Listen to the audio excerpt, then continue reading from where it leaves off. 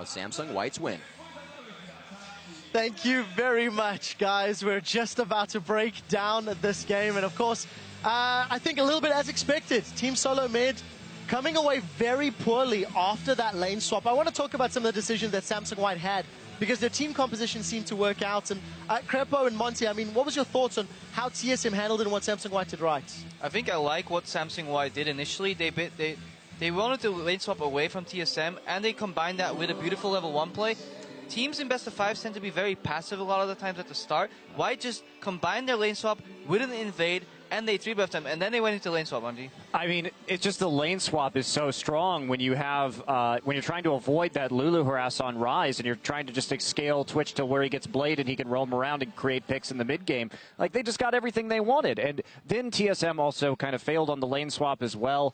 And it was a train wreck. Especially level 1, if you look at vision, you should always have vision of at least 2 buffs, whether it be your own 2 buffs or 2 of the enemy buffs, preferably 3 on opposite sides of the map, so you can roughly pinpoint where people are starting. TSM had vision on 1 buff, then realized they were in the process of getting 3 buffed and ran to the red buff, but by that time, Dandy was already done, and the jungle was compromised.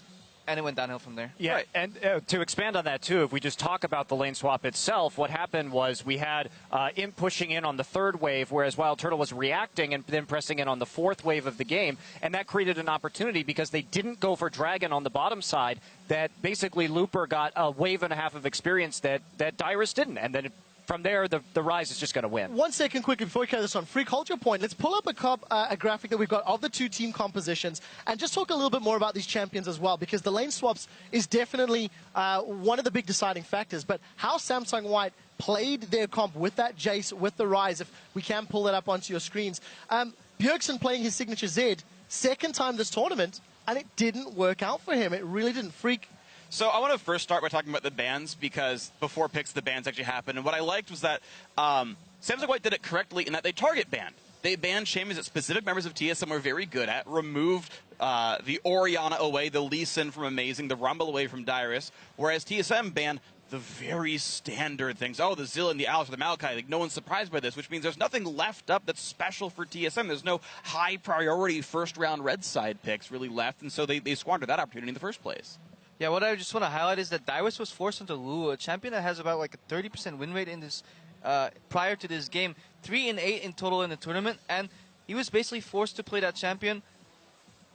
And yeah, it didn't work out. Let's talk a little bit about the team comps, too, because it really makes it very clear. Yeah, it was relatively close in the early game, but being close in the early game is exactly what White wants with this team comp. They have 2 tier-dependent champions in Rise and Jace. These are champions that want to scale till about 23 minutes when the Muramana, when the Seraph's Embrace come in, and that's when all hell breaks loose, and that's what we saw. And we look at TSM's comp. Very centered around attack damage, especially since we did see that Dyrus was shut down early, so he didn't have a lot of high damage items. Made it very easy for everybody to just buy a Chain Vest. Meanwhile, balance of damage, you had the AD on the AD carry on Twitch and Jace, and then you had Elise and Rise rounding out the magic damage. Just, I think, a much better comp for... We're running into the replay here. Double, if we haven't heard from you yet, let's pull the replay up onto your screen. Talk me through the replay as well as your thoughts on this particular matchup. You know, we did see First Blood going the way of TSM, but it didn't really work out their way. Yeah, so right here, TSM's doing the right thing. They're actually doing a really great thing. They're looking for a pick with TP advantage. They see, okay, Looper doesn't have TP, we have TP top lane, even though Dyrus is behind. You can play the replay right now. Dandy actually face checks into this ward, and he's in a really bad spot. So TSM has the upper hand right here. The TP comes in, and then they're like, oh wait, what are we doing?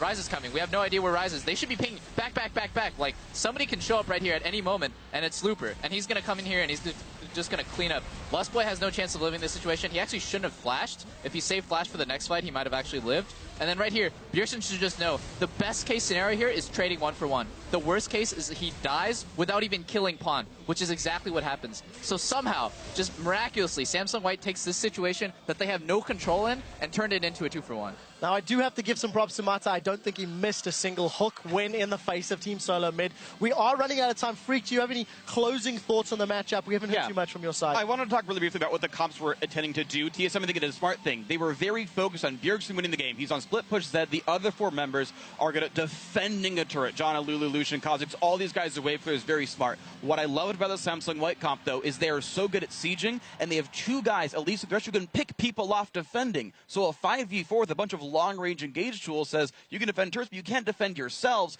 and everyone on TSM dies. What I don't like about TSM's comp, though, if you go for the double support, if top laner support combo in Janna and Lulu, you need a hyper carry, you need something that scales better than Lucian, or you really need to bust up in that early game and win it hard, and They did. Yeah, I completely agree. Well, it's very obvious that we're all very excited at the desk, guys. There are still plenty more games to be played. When we return, it is game 2 of Team Solo.